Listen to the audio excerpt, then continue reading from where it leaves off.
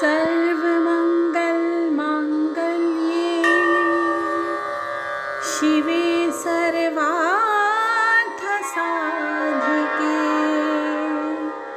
शरण्ये त्र्यम्बके गौरी नारायणी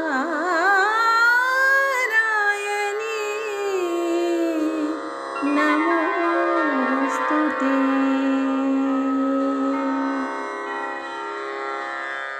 जय माँ इंद्राक्षी, जय अम्बे। इंद्राक्षी धाम में दर्शकों आप सभी का हम हार्दिक स्वागत करते हैं। आज दुर्गा अष्टमी है। इस अंक में हम चर्चा करने वाले हैं कि कैसे हम आज व्रत का पारण करें। जिनके घर में अष्टमी होती है सेम उसी प्रकार से नवमी का रहेगा। आज का अंक बहुत खास है। साथ ही इसमें ये बताएंगे कि कन्या पूजन कैसे करें, कैसे कलश के जल का महत्व क्या होता है, क्या उसका किया जाता है, जयंती का क्या किया जाता है जो खेतरी बीजी जाती है, और साथ ही कलश के ऊपर विद्यमान जो हम नारियल रखते हैं उसका क्या किया जाता है। सारी जानकारी इस अंक में। आइए पहले आज का हम पंचांग देखें। 30 सितंबर सन 2025 दिन मंगलवार, संवत 2082, आश्विन मास शुक्ल पक्ष, तिथि आज अष्टमी है, नक्षत्र पूर्वाषाढ़ा, राहु काल 3 से 4:30, दिशा सूल उत्तर दिशा। जगत जननी भगवती महागौरी का अष्टमी के दिन पूजन किया जाता है और अभी सुबह के 7 बजे हैं। आप में से अनेकों साधक पूजा कर भी चुके होंगे। जिन्होंने ना की हो वो महागौरी का ध्यान करते हुए आज का पूजन करें। कल नवमी है, कल भगवती सिद्धिदात्री का ध्यान करके कल का समस्त पूजन किया जाएगा। तो सबसे पहले तो आज आपको आज का भोग आदि बता दें। आज का जो भोग होता है अष्टमी का वो नारियल भगवती को लगता है और वही भोग जो है कन्याओं में भी बांटा जाता है।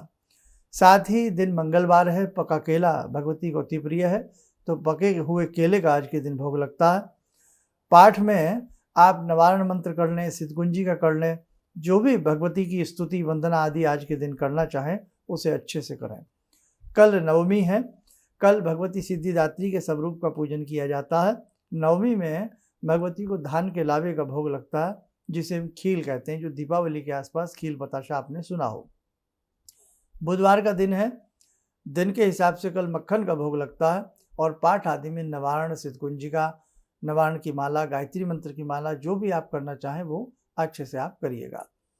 आज में जिन घरों में अष्टमी होती है, जैसे हम लोग भी अष्टमी करते हैं, तो अष्टमी में सुंदर तरीके से सबसे पहले भगवती को जो भी हम घर में हलवा आदि बनाते हैं, भोग आदि बनाते हैं, भगवती को वो भोग प्रसाद अर्पण किया जाता है और सुबह अपनी पूजा पाठ आदि सब कुछ करने के बाद आप आरती कर लें। 2 बार भी आरती कर सकते हैं, ऐसा कुछ नहीं है।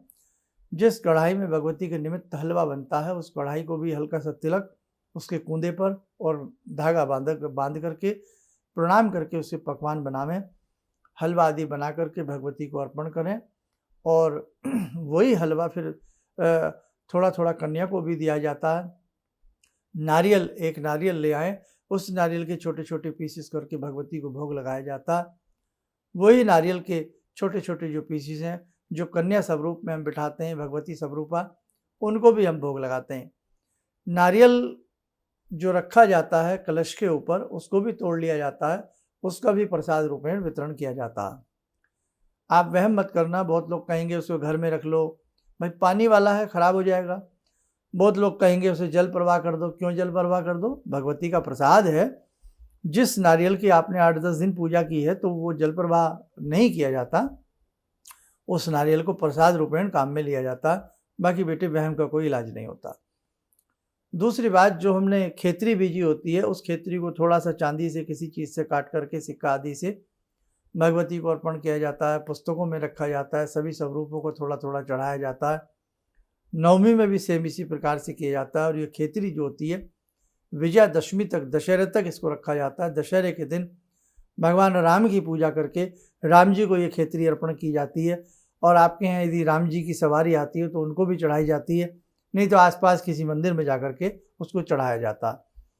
साथ ही खेतरी का महत्व, जयंती का महत्व क्या होता है वो हमने अलग से एक छोटा सा वीडियो बनाया था, उसको ध्यान से सुनिएगा।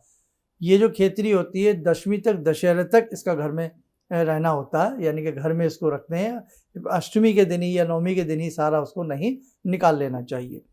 दशमी में कानों पे भी उसको लगाया जाता है, मस्तक पे रखा जाता है, बच्चों की पुस्तकों आदि में रखा जाता है, बड़ी ये शुभ होती है। बाकी प्रतिदिन हम आपको इसके बारे में थोड़ा थोड़ा बता ही रहे थे। कलश का जो जल होता है, कलश का जल आदि निकाल करके सारे घर में छींटा दिया जाता है और बाकी बचा करके रख लें। बाद में पहले कन्या पूजन कर लें। कलश का जो नारियल होता है घर की सौभाग्यवती महिला को की गोद में दिया जाता है। बाद में उसको प्रसाद रूपेण आप प्रयोग में ले आएँ। दूसरी बात, भगवती को जो भी आपने घर में भोग बनाया है वो भोग रखें, भगवती की आरती करें, स्तुति आदि करने के बाद कन्या बुलावें। कन्याओं को अच्छे से सुंदर तरीके से आसन देवें। उत्तर की तरफ मुख करें या पूर्व की तरफ मुख करके, लेकिन दक्षिण की तरफ मुख ना करें, ये आप ध्यान रखें। सबको भगवती का स्वरूप समझ करके अच्छे से सबके पैर धुला करके, हाथ धुला करके, पूछ करके सबको तिलक करें और तिलक करने के उपरांत जो भगवती को हलवे का भोग लगाया उसी में से थोड़ा थोड़ा और एक्स्ट्रा हलवा मिला करके, ये जो भी आप खीर आदि जो भी आप बनाते हैं, मतलब भगवती का भोग जरूर उसमें मिश्रण कर लें और फिर सभी कन्याओं को भोग लगावें। कन्याएं 3, 5, 7, 9, 11 तक कितनी भी आप उसमें बिठा सकते हैं। साथ में एक बटुक बिठाए जाते हैं और सभी को ये समझें ये भगवती का स्वरूप है। बटुक जो है वो भैरव का स्वरूप होते हैं। सुंदर तरीके से आनंदित तरीके से उनको भोग लगावें। लेकिन ये ध्यान रखें, कन्याओं को जैसे आजकल का रिवाज चल पड़ा है, साहब कोल्ड ड्रिंक पीने के लिए दे दो, बिस्किट खाने के लिए दे दो, साहब उनको चॉकलेट दे दो, ये सब नहीं। आप समझिए कि ये इस समय भगवती स्वरूपा हैं, तो क्या आप भगवती को चॉकलेट खिलाएंगे, बिस्कुट खिलाएंगे, कोल्ड ड्रिंक पिलाएंगे? नहीं साहब, एक गरिमा रखिए अपनी भक्ति की। तो इसलिए शुद्ध भोजन जो घर का बना हो वही आप उनको, बाल कन्याओं को, भगवती स्वरूपाओं को आप उनको अर्पण करें। बाद में आप फिर उनको कोई बिस्किट, कोई गिफ्ट वगैरह जो भी देना चाहे वो आप दे सकते हैं। लेकिन भोजन के समय, भोग के समय, पूजन के समय भोजन की गरिमा का ध्यान रखें। ये आप अच्छे से सभी लोग समझ लें, है ना। और करने के बाद फिर उनको प्रणाम करके फिर जो भी आप उनको देना है दीजिएगा, ठीक है। और जो कलश का जल, जैसे आपने शुरू में छींटा मार दो या कन्या पूजन के बाद भी कलश के जल का छींटा मार सकते हो, ऐसी कोई बात नहीं है। छोटी छोटी बातों को लेकर के आप लोग वहम मत किया करो। अब जिनका अष्टमी जिनके घर में होती है, अष्टमी को ही कन्या भोजन, कन्या पूजन, कन्या भोजन, कन्या प्रसाद कराने के उपरांत आप अपने व्रत को खोल सकते हैं। शाम तक फिर आपको इंतजार नहीं करना। शाम को पूजा करना चाहें तो उसी प्रकार से भगवती की ज्योत आदि जला करके, या जिनके घर में अखंड ज्योत जल रही है तो वो अखंड ज्योत अभी जली रहने दें। कोशिश करें दशहरे तक उसको ज्योत को अच्छा रखें तो ज़्यादा अच्छी बात है, क्योंकि नवमी में भी भगवती का पहरा घर घर में होता है और दशहरा का दिन तो अपने आप में स्वयं सिद्ध मुहूर्त होता ही होता। नहीं तो नवमी की रात तक तो आपकी ज्योत रही रहे, अखंड जिन्होंने जलाई है, तो बहुत सौभाग्य की बात होती है।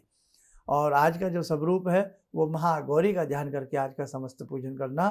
चलते फिरते उठते बैठते बेटा दुर्गा दुर्गा दुर्गा दुर्गा आयम ह्रीम क्लीम चामुंडाई बिच्चे जपते रहना। और बहुत लोग इसको जपते हैं आयंग ह्रिंग, वो भी सही है, आयम ह्रीम ये भी सही है, दोनों ही व्याकरण की दृष्टि से सही है। कोई ऐसा वहम आप मत करना, है ना। और जितना दिन में चलते फिरते दुर्गा दुर्गा जपेंगे बहुत अच्छी बात है। और जो मंत्र लेखन कर रहे हैं, दुर्गा दुर्गा लिख रहे हैं, तो वो आज भी लिखें और नवमी में भी लिख लें। और उसके बाद अपनी उस पुस्तक को धूप दीप दे करके लाल कपड़े में रैप करके अच्छे से बांध करके पूजा घर में रख लें। और कभी किसी सिद्ध पीठ पर जाएं तो वहाँ प्रणाम करके कुछ दक्षिणा के साथ उस पुस्तक को दे आएँ, ठीक है। और अखंड ज्योत में जिन लोगों की किसी कारण पर अखंड ज्योत किसी वजह से बुझ गई हो, शांत हो गई हो, उन्होंने पुनः जलाई हो, तो वो मन न दुखाएं, कई बार ऐसा हो जाता है। जो लोग, महिलाएं बीच में अशुद्ध हो जाती हैं और वो पाठ पूरा ना हुआ हो, तो वो फिर जब शुद्ध हो तो अपना पाठ चाहे एक ही दिन में सारे पाठ करके पूरे कर सकती हैं। तो बाकी मैं समझता हूँ कि एनफ जानकारी आपको इसमें सारी दे दी गई है। अच्छे से बेटे अपनी अष्टमी को करिएगा, अच्छे से भगवती जगत जननी का पूजन करिए। वो जगत जननी जिनके लिए देवता भी कतार में लगे रहते हैं उनकी पूजा अर्चना करने के लिए। इंद्र के सिंहासन को वापस दिलाने वाली भगवती ही हो सकती है ना। जहाँ ब्रह्मा विष्णु महेश ने मिलकर के उन्हें अपने अस्त्र दिए हों, उनकी उपासना की हो, जब ब्रह्मा जी ने ब्रह्म स्तुति गाई हो, तो ऐसी भगवती नित्य आनंदा होती हुई घर घर में विराजती हैं। बस आप अच्छे से आनंद तरीके से भगवती का पूजन करें। इसीलिए भगवती के इतने सारे शक्तिपीठ हैं क्योंकि भगवती का रूप ही निराला है। भगवती के इतने शक्तिपीठ हैं, इतने मंदिर हैं, और सबसे ज़्यादा पर्व के रूप में, सबसे ज़्यादा व्रत के रूप में साल भर की यदि हम गणना करें तो भगवती के ही व्रत किए जाते हैं। तो कोई तो बात है ना देवी माँ अंबिका में। इसलिए बेटा ये जगत जननी है, ये जगत को देखती हैं, ये विभिन्न प्रकार के रूपों में घर घर में साधकों के वास करती हैं। और जब भी आपको मौका मिले नवरात्रों के बाद किसी शक्तिपीठ पर जाकर के भगवती जगत जननी के दर्शन करें। बड़े सौभाग्यशाली लोग हैं जो गंगा के किनारे रहते हैं, विंध्यवासिनी के साथ रहते हैं, जतिया पीठ के किनारे रहते हैं, विभिन्न भगवती के जहाँ जहाँ शक्तिपीठ हैं उनके आसपास रहते हैं। तो सौभाग्य की ही तो बात है। और वो भी परम सौभाग्यशाली हैं जो भगवती जगत जननी के लिए अखंड ज्योत जलाते हैं, सुंदर तरीके से भगवती का पाठ करते हैं और उनकी पूजा अर्चना करते हैं। चलिए समय और चला आज की ध्यान साधना का। जुड़ते हैं आज की ध्यान साधना में माँ महागौरी से। ओम सिंदूरारुण विग्रहां त्रिनयनां माणिक्यमूले स्फुरात् स्तारानायक शेखरं स्मितमुखी बापेन वाक्षोरुवां पाणिभ्यामलपूर्णरत्नचषकां रत्नोत्परां बिभ्रति सौम्यां रत्नगटस्थरक्तचरणां ध्यायेत् पराम् अम्बिकां खड्गं चक्रगदेषु चापपरिगान् शूलम्बुशुण्डिं शिरा शङ्खं समदधतीं करे स्त्रीनयनां सर्वाङ्गभूषावृतां नीलास्मद्युतिमास्य पाददशकां सेवे महाकालिकां यामास्तो स्वपितैहरो कमलजो हन्तुं मधुं कैटवम् विद्युद्दाम समप्रभां मृगपते स्कन्दस्थितां भीषणां कन्या विहकरवालखेटविलसा धस्ताविरासेवितां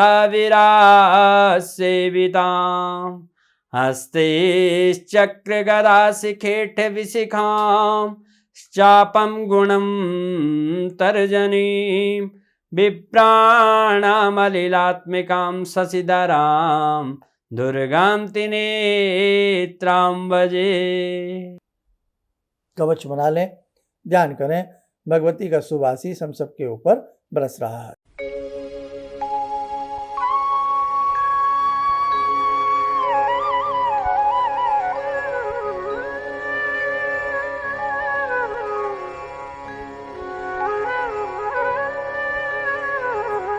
ओम बोलते हुए नेत्र खोले, सामान्य हो जाए।